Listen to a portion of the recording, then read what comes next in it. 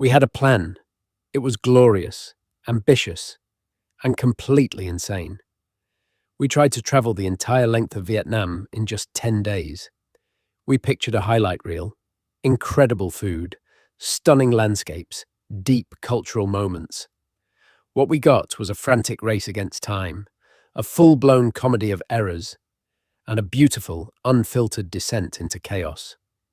This wasn't a holiday, it was a survival mission, with a side of pho, and honestly, it might be one of the best things we've ever done. If you've ever thought, I only have 10 days, can I actually see Vietnam?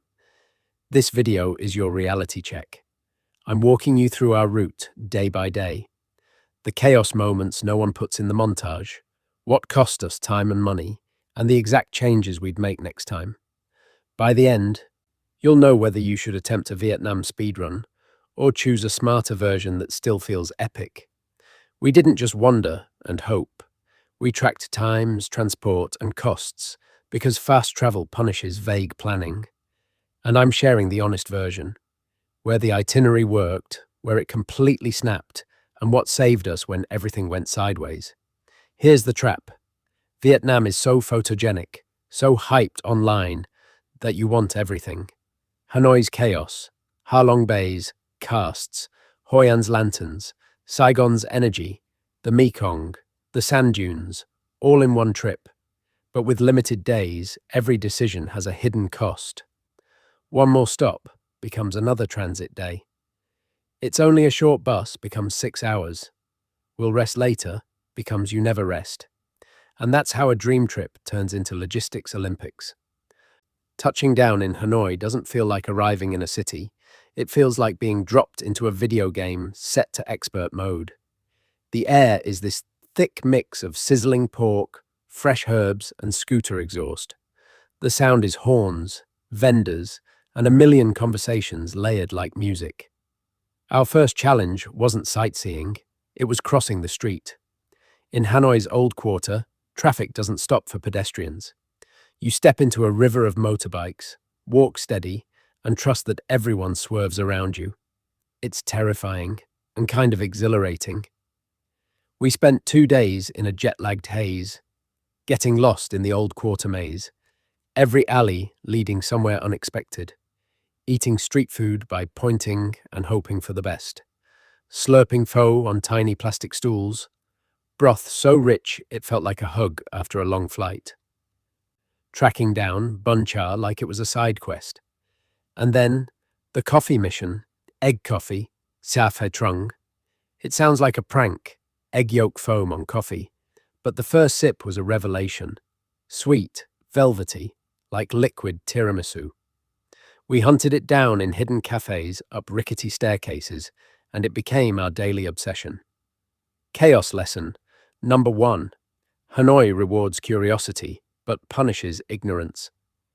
We nearly got scammed by a taxi meter climbing faster than a stopwatch. After that, rideshare apps only. And carry cash. Nothing fuels panic like needing a cash point while holding a bag of sizzling street snacks. Day 3 was supposed to be our calm reset, an overnight cruise in Ha Long Bay.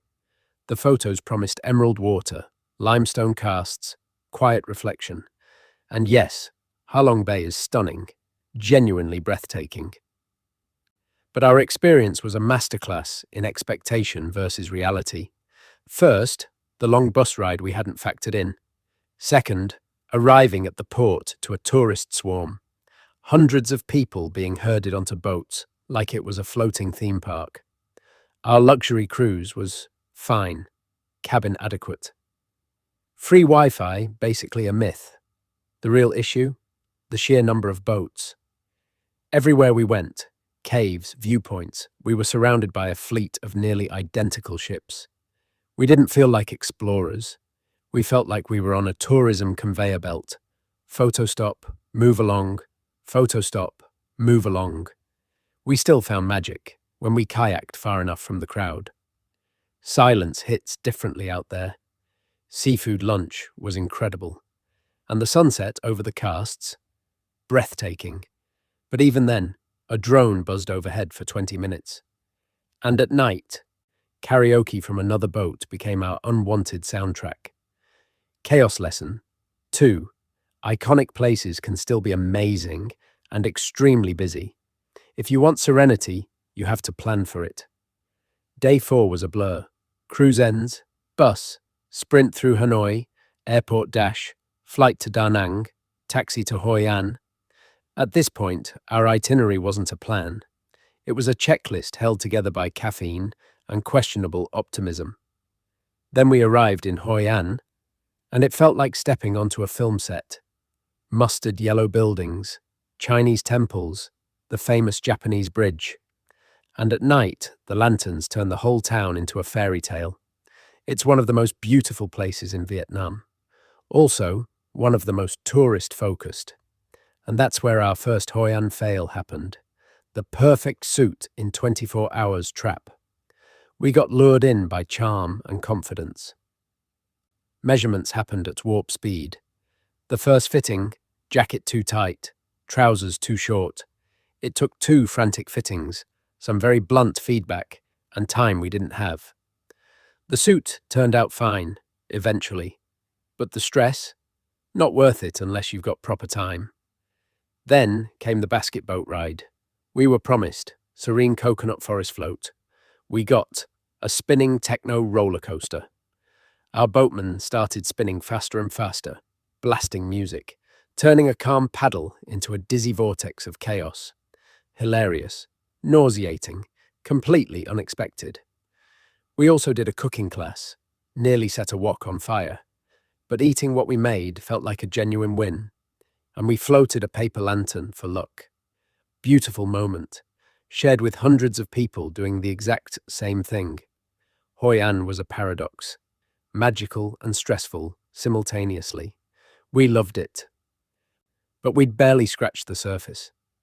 Day 6, taxi, airport, flight, Ho Chi Minh City, new region, new energy. Hanoi felt ancient and chaotic. Saigon felt modern, sprawling, relentless. Skyscrapers next to French colonial landmarks. Traffic still wild, just faster and wider. We spent our first afternoon at the War Remnants Museum. It was sobering, heavy, the kind of place that makes you go quiet for hours. It added crucial context to everything we'd seen, reminding us that Vietnam's story isn't just landscapes and food. It's resilience, survival, and a history that still echoes. Next day, Mekong Delta tour. After the bus ride, we hopped boats through rivers and canals. The scenery was lush, cinematic, and the canal was basically a traffic jam of identical rowboats, everyone trying to capture the same shot. We hit stop after stop. Coconut candy workshop, fruit orchard, folk music, honey tea. Interesting, but rushed. Our guide constantly checking the clock. Then lunch, fried elephant ear fish, a whole crispy fish on a stand, and we rolled it into rice paper with fresh herbs. Delicious, and for a moment, finally, calm. But overall, the day felt less like authentic rural life and more like gift shop speedrun. Chaos lesson 3. Organized tours are convenient, but they can turn real places into a production line, especially when you're racing the clock. If you want our exact 10-day route, what we actually paid, and the do this, skip this checklist, comment Vietnam below. And if beautifully chaotic travel content is your thing, subscribe. You're definitely in the right place. By day 8, we were running on fumes. So naturally, we added another stop, Mui Ne. We imagined beach recovery. Reality, the bus took nearly double the expected time. We arrived late, exhausted, and immediately made the decision that defines this entire trip. We booked a sunrise jeep tour, meaning no sleep, 4 a.m. pickup. First stop, White Sand Dunes. To reach the best sunrise spot, we could walk or rent quad bikes. Sleep-deprived brain said, quad bikes. Big mistake. It became a thrilling, terrifying free-for-all.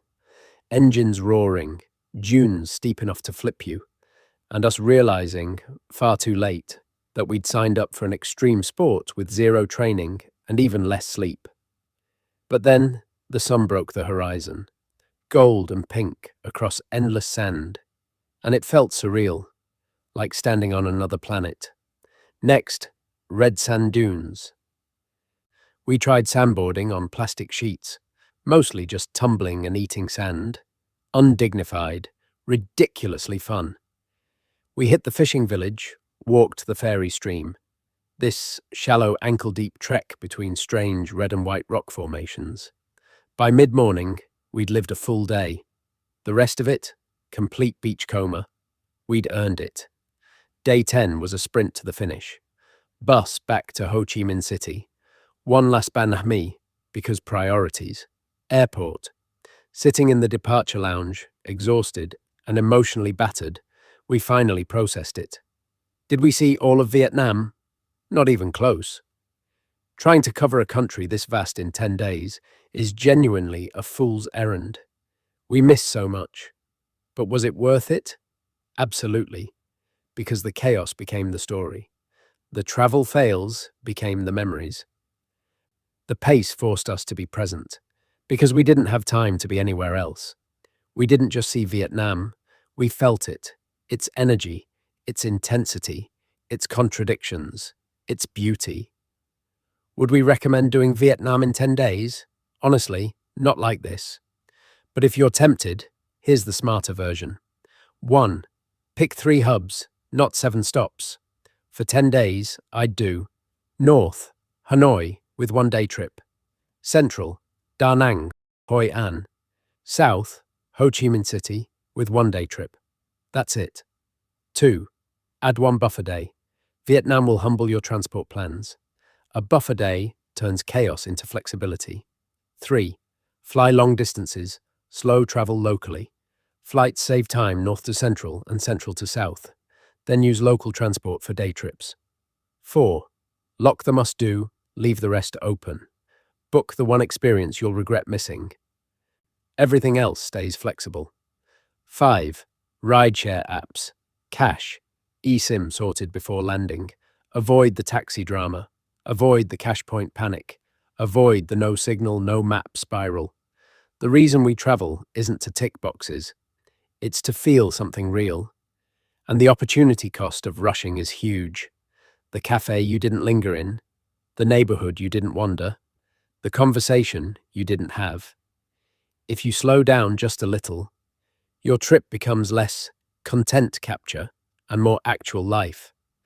If you want a clean, copy-paste, 10-day Vietnam itinerary with a speedrun version and a sanity version, comment Vietnam below and subscribe because this channel is dedicated to honest travel, the magic, the mess, and everything in between. Vietnam isn't a place you conquer in 10 days. It's a place you fall in love with, slowly, even when you're sprinting.